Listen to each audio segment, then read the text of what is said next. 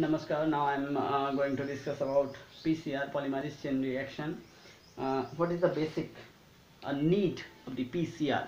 PCR is a polymerase chain reaction discovered by Kary-Mullis 1983, and it is actually the conversion or production of a minute, teeny amount of DNA, small amount of DNA, and its cloning to a multiple huge amount. Single copy of DNA is converted into within few minutes into thousands and thousands of copies of DNA. So this is the PCR, the polymerase chain reaction. Now before discussing the PCR, now we'll take a look that what is actually the reagents required for the PCR. First reagent here, the DNA template, that is the DNA or the part of the DNA or the introduced genes, whichever may be. You have to first identify that part and which part you want to multiply or want to increase the number of this DNA part. You have to first choose this. So the DNA fragment or DNA template, a DNA template or genomic DNA part is a large, sorry, not the total genomic DNA, is a small amount of DNA in which your target DNA should be present. The target DNA, which number you want to increase. So the DNA template with target set, target sequence. Second one is thermostable DNA polymerase. That is the DNA polymerase. It is an artificial system of DNA synthesis. That is, DNA synthesis will occur in a machine inside a compartment. So DNA polymerase enzyme should be thermostable. That is, it should overcome, or it should work under huge temperature, that is 94 degrees centigrade temperature. We know that any enzyme is not properly work after 40 degrees centigrade temperature normally, but you have to identify that particular enzyme, and we have that particular enzyme, that is tag DNA polymerase. Tag DNA polymerase enzyme, we know that the Thermus aquaticus bacteria, this particular enzyme was isolated from Thermus aquaticus. That particular bacteria is present in a hot thermal vents and hot thermal springs, and these particular tag DNA polymerase can able to synthesize up to 2 kilobase pair of DNA synthesis. That is, if you have a target sequence of 2 kilobase pair, up to 2 kilobase pair, it will replicate, and it can be utilized. Tag DNA polymerase can be utilized in PCR. Now another two polymerase enzyme are there that are thermostable. These are actually PFU DNA polymerase. PFU is actually the term PFU is a Pyrococcus furiosus.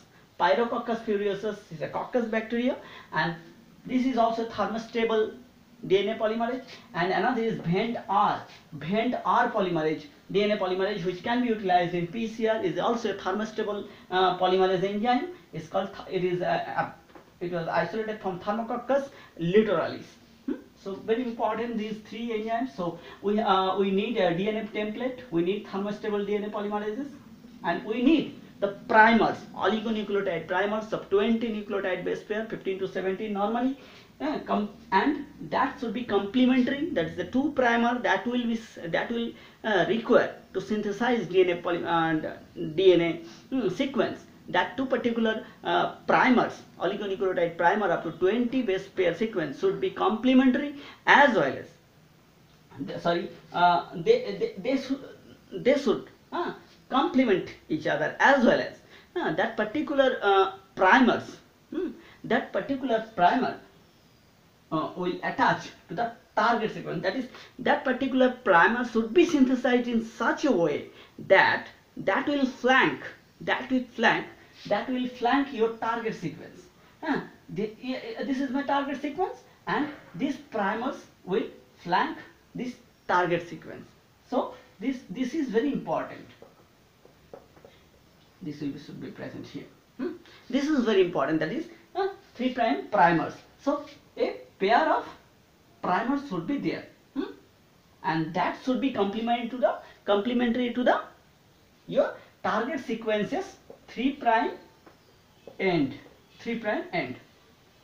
the primer that will be utilized should be complementary, that contain the complementary sequence of the 3' end of your target sequence. Very important. And fourth is fourth type of nucleotide. So you know it that 4 types of nucleotide is needed. DATP, adenine, guanine, thymine, cytosine, and at a deoxy condition. So all 4 substances present in a micropipette is in a tube with pH buffer and a machine. Machine is the PCR thermocycler. The machine will maintain the temperature. That the 3 temperature step we will discuss now. That is the first step. First step, the initial step. Temperature will be high at the 94 degrees centigrade temperature.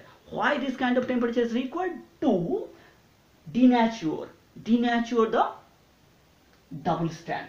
This is a double strand and present a hydrogen band present between ATGC base pair. So this high temperature for 2 minute duration is needed to separate the two template DNA template. Why DNA template is needed to separate? To synthesize the DNA. So it is first separate. First it is denatured. The hydrogen bonds present here should be denatured by 94 degrees centigrade temperature. This is called denaturation step. And after denaturation step, the second step is temperature is lowered down. Temperature is lowered down to 40 to 60 degrees centigrade for 1 minute. This is very important. It is called for primer annealing. This temperature is very important to anneal the primers. We have primers in a huge amount, so that at the lower temperature, primers will automatically attach at the 3' end according to their complementary base pair sequence. Here the 3' end automatically they will attach. Actually, primers are taken in a huge amount is because that if the primer concentration is lower, then what will happen? After at the 40 or 60 degree centigrade temperature, DNA will again denatured DNA will again renature. Two DNA template, they are complementary, and when temperature will reduce, temperature will be reduced, they will again form hydrogen bond. So DNA synthesis will not occur. So why primers are present in high concentration, so that before annealing, before renaturation of the two template strand, primers will be attached.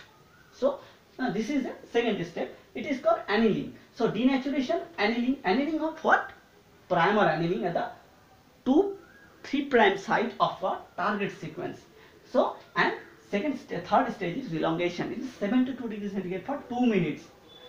So in this 2 minute time period, so 72 degrees centigrade temperature is maintained in this period. In this step, what happened? Here, from here, DNA will start synthesize with the tag DNA polymerase and complete its synthesis. In the opposite direction, here, from here, it will synthesize in a opposite direction. The new DNA, sorry, here, it is not here, this one, new DNA synthesis is synthesized.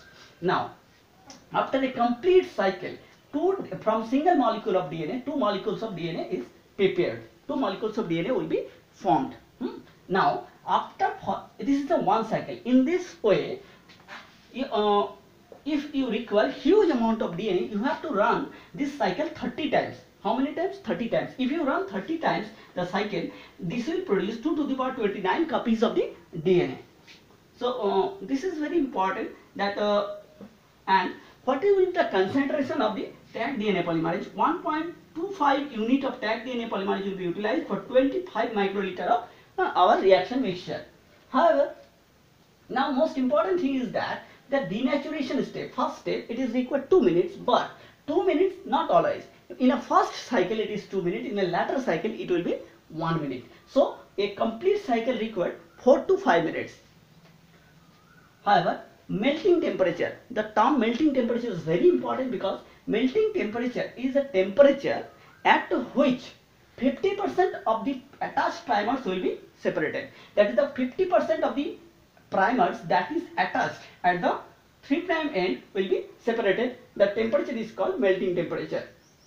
And annealing temperature is the temperature at which all the primers will anneal to the 3' end of the DNA sample, DNA template. So this is a melting temperature annealing temperature is actually 1 to 2 degree centigrade lesser than the melting temperature. This is very important. And after the separation, after the completion of 20 to 30 cycle, then you have to separate the DNA products. Then DNA products can be separated with a 1% agarose gel or 6% polyacrylamide gel. In case of RAPD and RFLP separation, 1% agarose gel is sufficient. If you use the agarose gel, then what will happen? Agarose gel will separate the two DNA strands that are minimum 50 base pair. That is, if two strand or two fragment that are below the 50 base pair, below the size of the 50 base pair, the agarose gel will not be able to separate them or resolve them. So resolving power of agarose gel electrophoresis is rather less than polyacrylamide electrophoresis. But if you utilize the 6% of polyacrylamide, then what will happen? If your two DNA fragments will be different by one base pair or two base pair, then also they will be separated and they will be represented as a single different band. So 6% polyacrylamide gel electrophoresis can be utilized. So this is a gel electrophoresis, and gel electrophoresis can separate the DNA strands. So in case of agarose gel, RAPD, RFLP, this PCR based DNA markers can be separated, and in case of 6% polyacrylamide gel, SSR and FLP based DNA markers can be separated. However, what are the different types of PCR? There is a reverse transcriptase PCR. Reverse transcriptase PCR, in which reverse transcriptase enzyme utilized. In this case, RNA from mRNA, the RNA can be utilized as a template, and from RNA, huge number of DNA will be produced. As in coronavirus, as in the case of coronavirus, and you know that the single stranded coiled single stranded RNA is present in coronavirus, and coronavirus PCR, coronavirus DNA replication or DNA increase. If you need to produce huge amount of coronavirus DNA, so you have to use the RT-PCR, because coronavirus has RNA strand, single RNA strand. Also, single RNA strand is required to multiply in a huge amount. So it is the RT, reverse transcriptase. Reverse transcriptase enzyme will first convert the mRNA or single stranded RNA to DNA, and then PCR will perform. Real-time PCR is needed to estimate the initial number of mRNA or initial number of RNA present, or initial number of RNA that is required to synthesize the PCR. Inverse PCR, inverse is opposite.